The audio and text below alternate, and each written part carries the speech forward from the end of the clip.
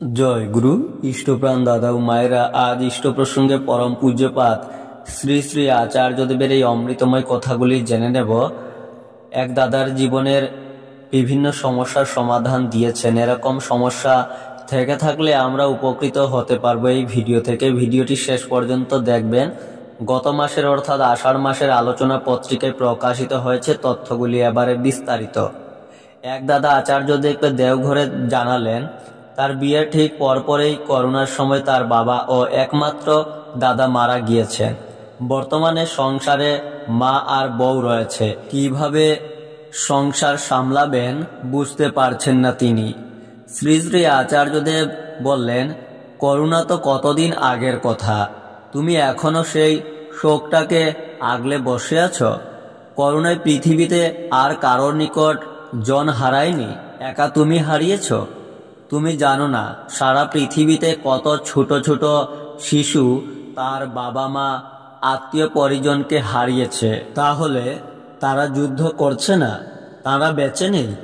তবে তুমি একটা প্রাপ্তবয়স্ক লোক হয়ে এখনো শোককে আগলে বসে আছো। তুমি তোমার বাবা আর দাদার ছবি নিয়ে বসে বসে কাঁদছ। তুমি কি জানো, মৃত আত্মা অনতিকাল পরে আবার শরীর খুঁজে নেয়। তাহলে তুমি যার ছবি আগলে বসে আছো সে দেখো অন্য শরীর নিয়ে তোমার পাশ দিয়ে মায়ের কোলে চড়ে ঘুরে বেড়াচ্ছে, আর তুমি বোকার মতো ছবি নিয়ে বিবশ হয়ে বসে আছো। যারা চলে গেছে তাদের নিয়ে না ভেবে এবার যারা আছে তাদের কথা ভাবো। কখনো রবীন্দ্রনাথের জীবনী পড়েছ?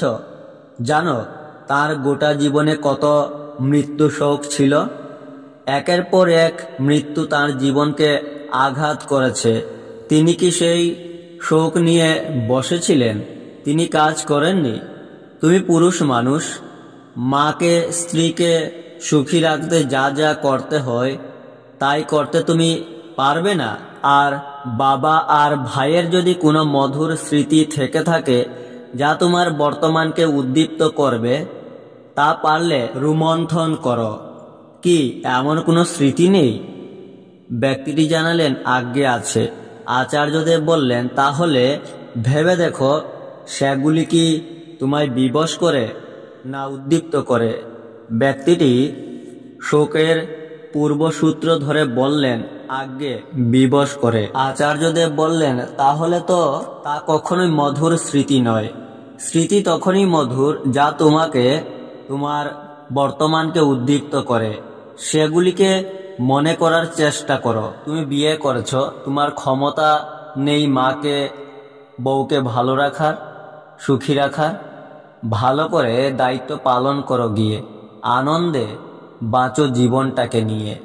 আচার্যদেবের কথায় ওই দাদার চোখ মুখ আশার আনন্দে উজ্জ্বল হয়ে ওঠে। কর্তব্য পালনের প্রত্যয়ী দৃষ্টিতে সে এক ঝলক তাকিয়ে নেই পাশে উপস্থিত মা ও স্ত্রীর দিকে। তারপর প্রণাম করে ধীরে ধীরে ভিড়ের মধ্যে মিলিয়ে যায়। শুধু কি এই ব্যক্তিটি, অগণিত মানুষ ভিড়ের মধ্যে বসে প্রত্যক্ষ করেন এমন শত শত ঘটনা। কত মানুষের অন্তরে যোগ্যতা ও দক্ষতার উদ্বোধন হয় তার হিসেব নেই।